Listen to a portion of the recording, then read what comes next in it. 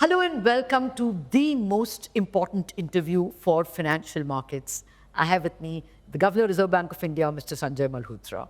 The governor who has stunned the market in the last 6 months by giving 10 trillion rupees almost in liquidity, by cutting the repo rate by 100 basis points, all in 6 months, cutting the CRR by 100 basis points, again in the last 6 months, effective September.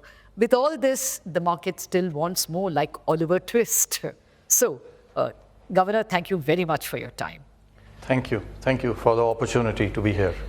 So, first up is the Tuesday inflation number, June inflation number coming in at 2.1%, lower than most market expectations. And now the April, May, June number is 2.7. Reserve Bank's forecast was 2.9.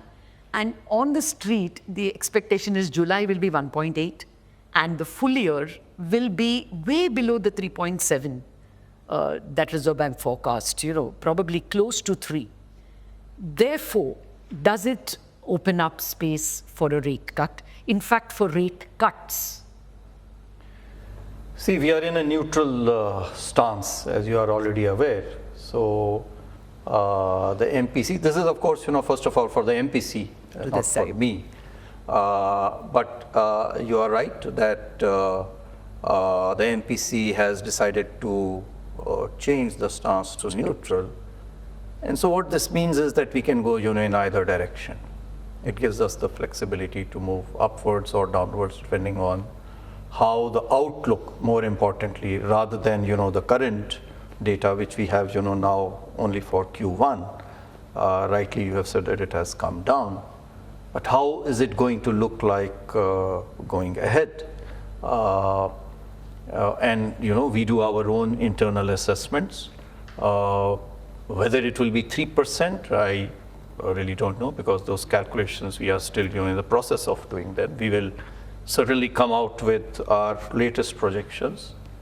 And the MPC, as always, will factor in the evolving situation, the outlook, and then therefore, take a call as to whether the economy really needs what kind of a policy rate it needs. If the inflation is lowered, the forecast, therefore, the outlook is lowered, the growth is lower, certainly, the policy rates can be cut, but that is something that we have to wait and watch. Okay. What is the trigger for a rate cut? Will it be more lower inflation or will it be lower growth? It's a mix of the two. It's a mix of the two, really. One can't really say that it is inflation which is more important than growth numbers. For us, as you are aware, it is primarily we look at price stability. That is our core mandate. That is the primary objective. And then we look at growth also. Both are equally important. And I would not say that, we would give more emphasis as of now to either numbers. We also need to be aware of the composition of the inflation, and especially when I say composition, I mean, the momentum and the base effect. Of course, core and food is another way of looking at it. But how is this inflation going to look forward in future? That will be more important rather than, the 2.1% or the current inflation that we have. Okay. So what you're saying is when you are looking at the neutral rate, it is not the current inflation minus repo rate minus current inflation.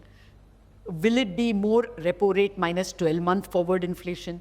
Because in the MPC minutes, members are doing both. They're looking at current inflation. Some of them are looking at some points at 12-month forward. Where will your accent be? See, your this real rate, first of all. Yes. It is the long run rate, interest rate, at which the economy is to be, in a neutral state or a state of equilibrium or a state of steadiness.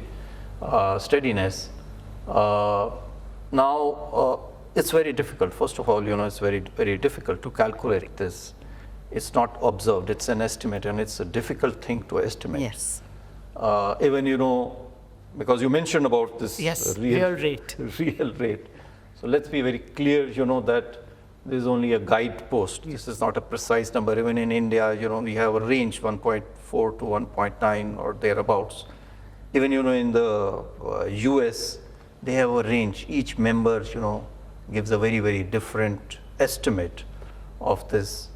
And so John Williams, who's an authority in this, in fact, he says that, this is not a bright, this star, the so-called star, is not a bright point of light, but it is a fuzzy blur. So it's imprecise, and it's moving, it's changing. So while that is important, it's only a guidepost. Coming to your question of 12-month forward. 12-month forward, or whether it is the current inflation, as I already mentioned, monetary policy is forward-looking. And so for us, what is more important is the inflation going forward. But inflation going forward, you don't know, I don't know. No. It's only an estimate. Yes. It's an outlook. Current inflation is known. Of course, that is known. That's not an outlook. That's not an estimate. That's more or less, reasonably certain. And so that does feed into the outlook. But it is the forward-looking outlook which is more important. Okay, let me persist with this just for one last question. See, the inflation is likely to be around 3%. That is well below 4% for practically all of 2025 calendar. And that makes it 2.5 percentage points, 250 percentage point real rate. For a good 9 months, from March, it is at 3% and it will be that way all the way till December. More importantly, sir, now the WPI has come in negative. So, that also impacts manufacturers, that level of deflation. So I'm asking, when you say neutral, is it one-third hike, pause, cut? Or will the percentage of cut be a little more, given the kind of deflation number we are getting in WPI? And no, see, firstly, let me say that monetary policy, as I'm mentioning, it is forward-looking. At the point of time when the MPC met last in June, the inflation numbers, even though at that point of time were about 3% or so, right? But forward-looking was 3.7%. So even if you want to give, weightage, again, going back to your question of this real rate of interest or neutral rate of interest, even if you were to give importance to that, which I'm not saying is not relevant at all, of course it is relevant. The difference was about 1.9, it's less than 2%, it's very much, within the band. And neutral, as I've already mentioned, it doesn't mean that we can't, move up, move down. We can certainly, move down. But for that, yes, the outlook has to change. Whether it will go down to 3%, I don't know. We will let you know. The average of the street is 3.3 now for the full year, FY26. Yeah, so we'll be coming out with our numbers. You're right, there is an expectation, correctly so, that the inflation will be perhaps, for this year, not 3.7%, but lower than that. That's certainly on the cards. Okay. And if that happens, the monetary policy will have a look at it and take a call. I don't want to preempt, what the MPC is going to do, but I'm only emphasizing that we will continue to look, we'll continue to be data dependent and continue to look at the incoming data, and especially, the outlook, and the situation so warrants, we can move either ways, which can, even be downwards. Okay. Well, sir, that's on the rate cut. Let me come to the VRRR, the liquidity issue. Now, when you do, what are the triggers you look at when you take the VRRR action? Do you want to only impact the call rate and ensure that the call rate is at least above SDF 5/4 to 5.5 range? Or do you want the TREPS market, which is, a very big interbank market where even mutual funds participate? 90% of the overnight exchange of money happens in the TREPS market. So will you target that also and want it to come to 5/4, or only you look at call rate? See, the operating target for the monetary policy is very, very clear, which is the call money rate. And so we are looking only at that. We are not looking at the TREPS rate or the market repo rate or the collateralized money market rates. That's certainly not something that we are targeting. Of course, we look at it. I may also mention to you over here that these are although they are very, very different markets, because one of them is collateralized, other is non-collateralized, the other has, the participants are very, very different, right? Over here it's mostly in the non-collateralized market, it's the banks and the primary dealers, whereas over there you have the mutual funds, you have the insurers, provident funds, etc., etc. So they're very, very, although their composition is very, very different, they move in tandem. And we did an analysis, the coefficient of correlation between the two, both call money market rate and your market repo, 0.98. 0.98 is very, very high. Any economist will know that. And similarly, the TREPS rate and the call money rate is 0.98. Both of them. One is 0.977, the other is 0.983 for the last 1 year. Yeah. So they are very highly correlated. They move in tandem if we target. So it's really not material so much, I would say. Okay. If you target one, the other gets targeted on its own. Okay. And it's not true, only for the non-collateralized market, even for the CP, CD, Treasury bill, and so on. The whole spectrum of the money market. So that's how we are looking at which rate to target, which is your target, call. yes. Which is your call rate. Okay. So what will be the triggers you will watch out for to align the call rate to the repo rate? As you said in the Business Standard interview, there have been many times when the call rate is below the repo rate when you want transmission. What will be the triggers you will look at to align overnight rate with repo rate? No, LC, you have mentioned the target for us is certainly the call money rate. It has to be certainly within the corridor, which at present is 5.25 to 5.75. And while we would like it to be at the policy rate, in times of transmission, and transmission is happening. I mean, I'm happy to note, I reviewed the figures recently, and I would like to inform you, transmission is happening well. On new loans, there is a 24 basis points of transmission already till May. Okay. We have data only till May. Yeah. Which means only 3 months. In 3 months, since we did the first policy cut on fresh loans, we have a transmission of 24 basis points. On outstandings, we have a transmission of about 16 basis points. So that's quite good. So we'll keep balancing, our need for transmission and, of course, our target, how to align it. We already did, VRRR starting end of June, you are aware. It has brought up the call money market rate as I speak. Morning, it was 5.44, so it's quite close. Yes. Friday it closed at 5.45. And so our effort will be to, while, maintaining it as close as possible to the policy rate, it should also help us in the transmission. Okay, it should help you. These are the two factors which will continue to guide us. Okay. No, it's fair that, transmission is a very important instrument, and you have the freedom from 5.25 to, 5.75. But would you say we are still in early stages transmission? Yes, of course. Because, see, when I said May, I have figures till May, that's only 3 months. And in June, we cut by 50 basis points. So there's a long journey, yet. 100 basis points. As against 100 basis points, it's still, I do not have the figures for June, but till May it was 24 basis points. My sense is that it has, of course, improved, but there is still distance for us to cover over there.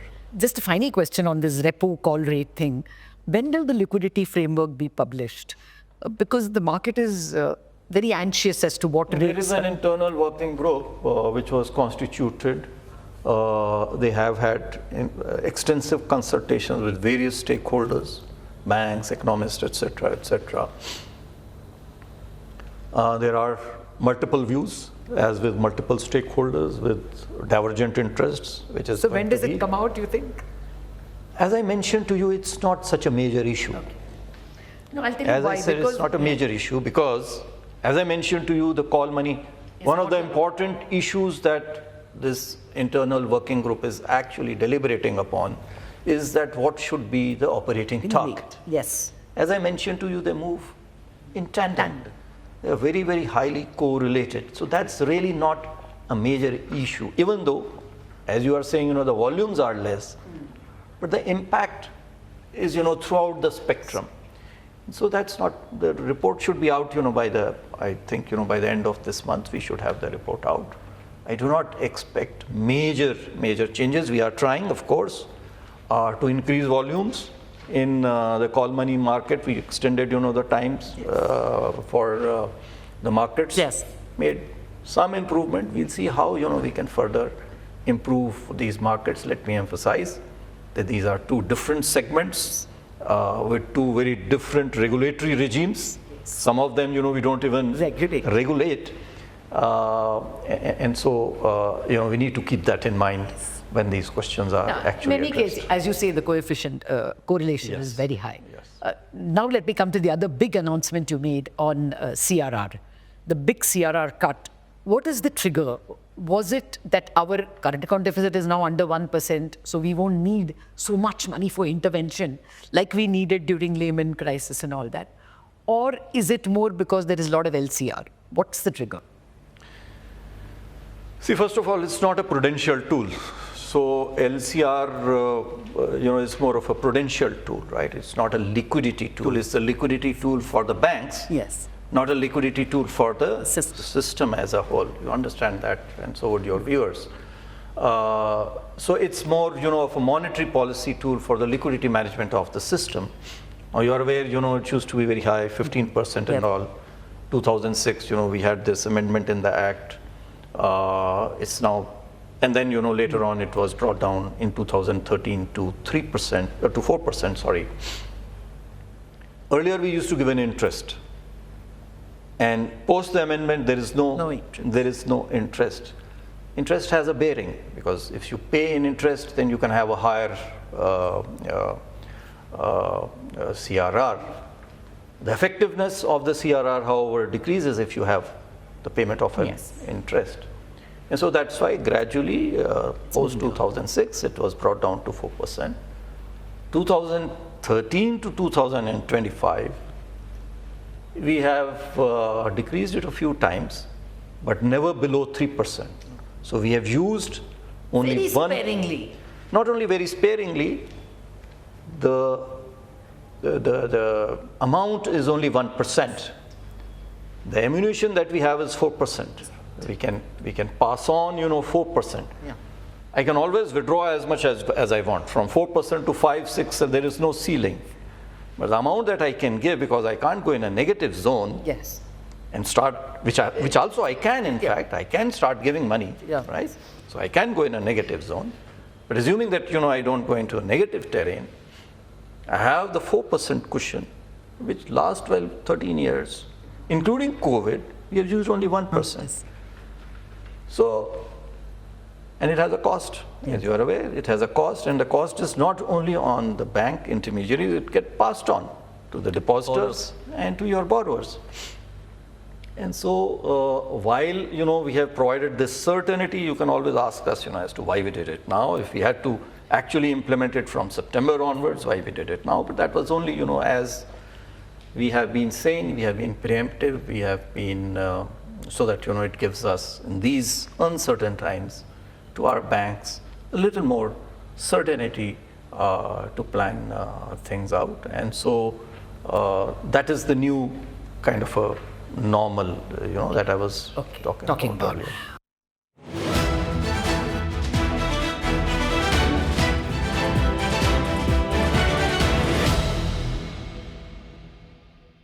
Ownership of banks. You said that there is a review. Personally, what is your opinion? Would you want at some point conglomerates also to have banking licenses? This is a very, very old question. This is a very... It doesn't go out of fashion, sir. Yeah. Or out of the desires of conglomerates. Yeah, so I think this question primarily comes from the fact that some of the corporate groups they have deep pockets. And the banking industry, at the Needs same capital. time, needs capital, whether it is the existing banks or whether it is, the new banks. So that's certainly, a valid question. But at the same time, let's also keep in mind that conducting business, financial business, and real economic activities within the same group has a conflict of interest. See. And I would say, that this counter argument is equally valid and equally relevant, even today. Okay, you were talking about that you will review bank ownership rules more in the instance of. Yes, we are, of course, reviewing it and seeing, as to what can be the other ways, means to raise capital, who can be other participants, because you have the small finance banks, you have the payment banks, you have the cooperative banks, how, we can tweak, change some of these, the foreign banks, how, we can make some of the changes so as to be able to attract more capital for the banking industry. That's why I brought this question, really. Yes. There are two foreign banks wanting to buy stakes in Indian banks. SMBC, the announcement from Yes Bank has already come and they are awaiting your permission. Right. Now, hitherto RBI had only given permission to foreign banks to cross that 15% when the bank was in trouble, like in Catholic Syrian's case or in Lakshmi Vilas, where of course DBS bought the whole bank. Now, Yes Bank, you have the odd situation of State Bank having, its own banking license and owning 24% in Yes Bank. So, RBI probably wants that to end. But in the case of RBL, we understand NBD is very interested. So, what is, first of all, have the cases come to you? And more importantly, if you are going to give permission, like even IDBI is apparently, the interested parties all want 26%. So as a rule, will you want to change from 15 to 26? See, as per the FDI policy, the foreign banks are allowed up to 74%. Yes. All right. And the foreign banks can actually start business in our country 100%. as even up to 100%. Yes. So that's even more than 74%. But they don't want that. They want to get into, established Indian banks. Yeah, so, Indian promoters are already allowed up to even more than, 26% stake to be brought down to 26% stake within a period of 15 years. Yeah. Voting rights, of course, because of the Banking Regulation Act, cannot be, even if the share financial stake is more than 26%, cannot be more than 26%.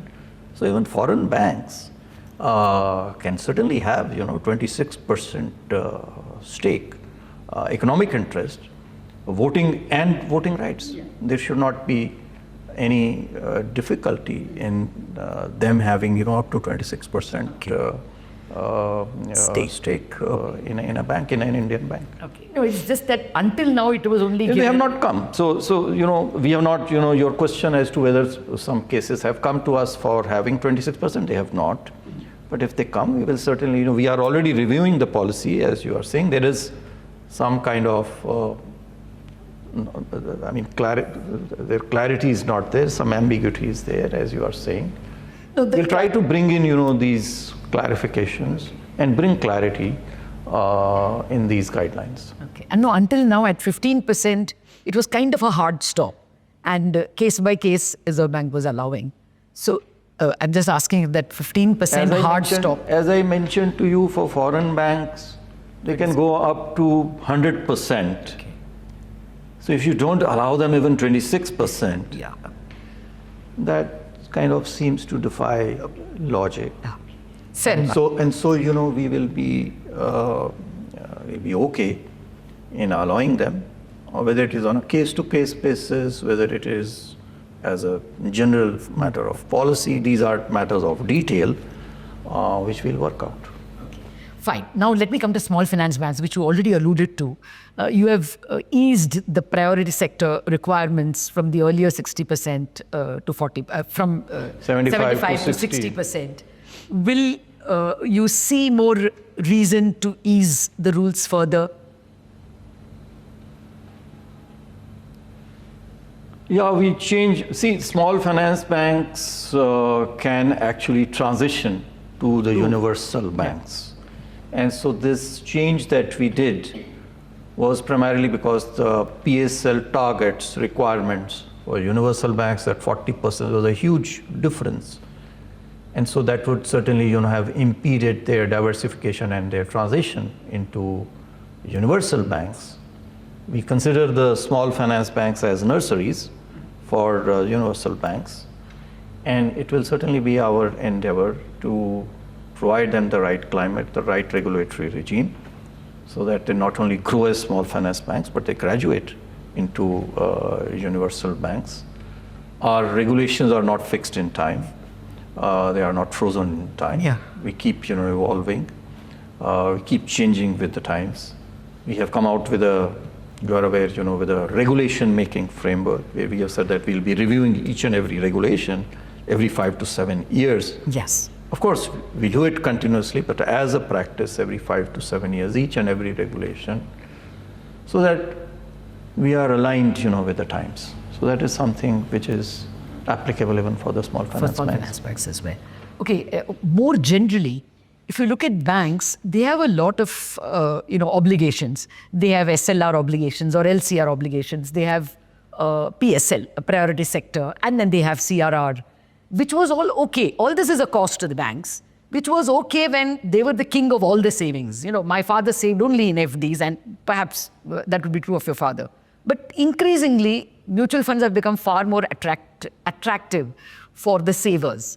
So will you consider even more of the constraints on banks need to be removed, giving them more of a commercial chance? No, see, as I mentioned to you, you removed CRR by 1 percentage point, but more not only CRR, we also changed priority sector lending guidelines that will help them. And over a period of time, changes have happened for the whole regulated space, not only banks, even the NBFCs, etc. All these, as you are mentioning, they have a purpose. It's not, that they are not without a purpose. No, they all have it. They all have a purpose, Either prudential or liquidity or, stability or a socio-economic purpose like the priority sector loans. But we do recognize, as you are mentioning, that they have also costs at the same time. And as I have, and these are trade-offs. So these trade-offs we have to balance. Yes. And we have been doing this. RBI has been, doing this.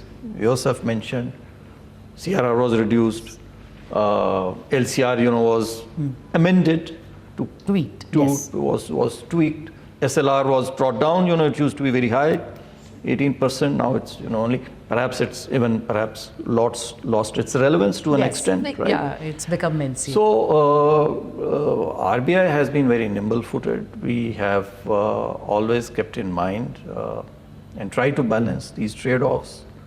As I mentioned, we have now come out with a regulation-making framework.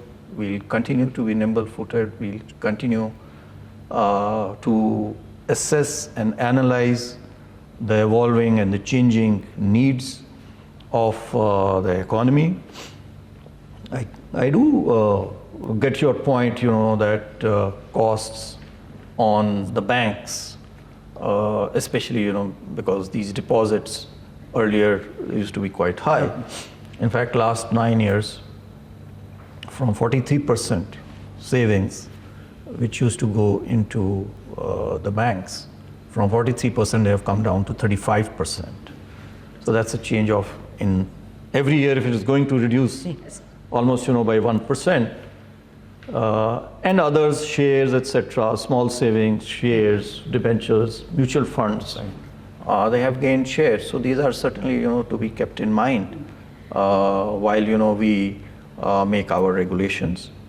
Our regulations have to be proportionate, to the purpose that is there, and we will continue to do so. As I mentioned, we are now, first of all, consolidating all our regulations. We came out with a Citizens Charter. We revised the Citizens Charter. Of course, not much was mentioned about it, and we also, didn't publicize it too much, but we have revised our Citizens Charter. We are now consolidating all our regulations. There are some thousands of regulations.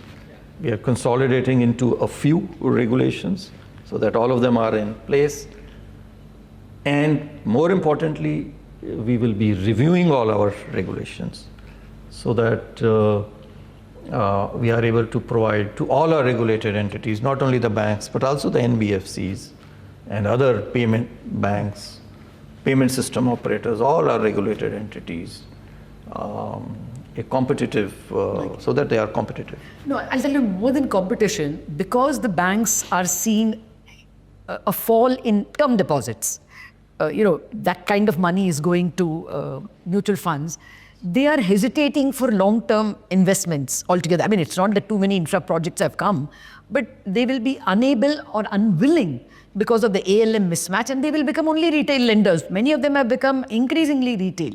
Is that a problem for you, or, the infrastructure will be financed by PFC, REC, NABFID, etc., and you're okay with banks becoming retail lenders only, largely?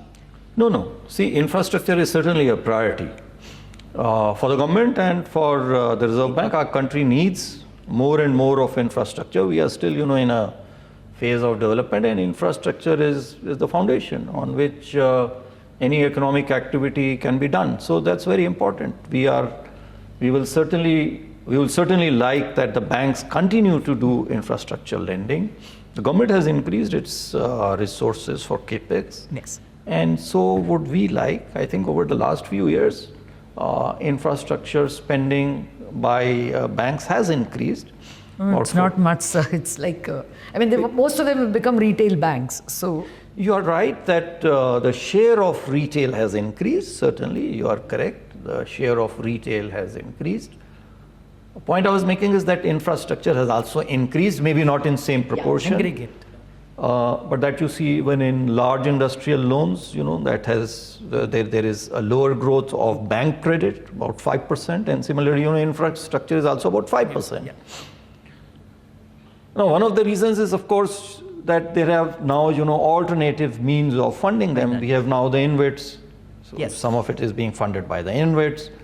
We came up, with a development financial institution primarily for infrastructures. We have the NABFID, corporate bonds. Again, they are also gaining traction. Yes. So, and banks are also contributing. We have taken a number of steps. You are aware, infrastructure bonds can be raised, for infrastructure. Project finance, again, we have harmonized, the project financing guidelines, and we'll continue to push infrastructure. No, it's just that because of the ALM, because you're getting short-term money, they are preferring retail. That's why I asked you. Let me come to the final growth picture that you have. The e-way bills have dropped a bit. GST collections in May was excellent. June was unimpressive. Car sales are unimpressive. And the global uncertainty is not going away at all, if anything, compounding. Would you worry about growth at this juncture? Is this 6.5 also possible? Well, that's 6.5, is our latest number. Yes, there are mixed signals, high frequency indicators, more or less, they are aligned with our projections. We'll again, revise them in case needed. We will again reassess them, review them for our monetary policy, which is due in another 15-20 days. Urban, yes, you're right. Air traffic is subdued. Passenger cars are again, that is subdued. FMCG sales, of course, are doing well in the urban areas as well. There is robust growth of consumption in rural areas. Yes. Monsoon is favorable. Yes. We are hopeful of, a good trade deal. Hopefully, that's in the final stages. Let's see. Let's keep our fingers crossed over there. There is good optimism that we see in our surveys of consumer surveys that we see. We'll again reassess the situation on the growth front going forward. Well, just two topical topics, brief ones. The finance minister, while speaking to NBFCs, said that she wants them to become, 50% partners in funding by 2030 or so. But, RBI's upper level compliance for NBFCs is fairly rigorous. And maybe with good reason. I mean, when you're upper tier, you're like, prominent. Will you all do anything for them, considering that the finance minister wants them to have a much bigger role? We would like everyone to have a bigger role. And whatever is needed for, as I mentioned even earlier, not only for the banks, but also for the NBFCs, payment system operators, and so on and so forth, for all of them, and even for the economy, even those which we don't regulate. Yeah. The overall objective is that India grows. We are at a critical juncture, Viksit Bharat by 2047, and we'll play our role, whatever is required, keeping in mind the aspirational goals of India, and not only of the banks or the NBFCs, but everyone. Just the final question is, because there is this law that is sitting in front of the US House of Representatives, crypto law, in fact, they're calling it crypto. I think it got passed recently. Yeah. So I was just wondering if in the Reserve Bank, any chatter on this. Reserve Bank was opposed to it, and I thought with very good reason. But when you re-look, because the world is moving. I would not like to talk about it, because there is a group already constituted by the Government of India, headed by the Secretary. We are also represented over there. We have given our views. It has implications for monetary policy and financial stability, as we have already mentioned. I may also mention, that the landscape here for payments in India is very, very different. Yes. A lot of the issues which are there in some of the other economies, we have been able to resolve, because we have the UPI, we have the NEFT, we have the RTGS. The problem is basically for small payments, costs of small payments in these other countries and cross-border payments are high. We have been able to resolve it. So let's wait, for the final recommendations of the working group. Okay. Thank you very much, Governor, for your time. I just wanted to ask you one personal question. You landed in at a time when things were quite tense for the economy. I mean, the election in the US had made things a little difficult for the economy, uncertain for the economy. What was your learning curve as a central banker? I mean, usually when you come as a DEA secretary and then you already had one foot in. But you came, revenue secretary is not part of the board. So what was your learning curve like? No, first of all, it's an honor, to be here. It's a challenging one, as you are saying, but at the same time, it's an honor. It's a very revered institution, and so it's a prestigious for me, to be heading this organization. We have a good, very good professional team. We in the IAS, of course, you are aware, we move. Yes. We move, from sector to sector, which are very, very diverse. And so I would argue that is useful as a governor, because you all have seen a large part of the economy. But in 6 months to learn so much. So that's the point I'm making, that when we move, I'm not saying, because we move, so we have a lot of experience. The point I was making is that because we move from one sector to another sector, there is always, a learning curve over there. Some will have a steep learning curve, some will have less learning curve. So without naming, sectors which had a steeper learning curve, but so that gives you, that kind of, experience, to how to handle, and how to learn going into a new organization. Having said that, of course, I've had experience, I was the banking secretary for some time. I've headed an NBFC, one of the largest NBFCs in the country. That helped me. My course, in Princeton, I did a monetary policy course there with Alan Blinder over there. So that, helped me. And we have a very good team over here, which supports us. I am hopeful, that I'll be able to do my bit in these challenging times. Okay, if I didn't line up as a teacher, then you've already been coached very well in the theoretical foundations. Thank you very much, My pleasure. Governor, for spending time with us, and I'm sure you've answered a lot of queries that economy and the markets had. Thank you very much for your time. Thank you. It's been my pleasure.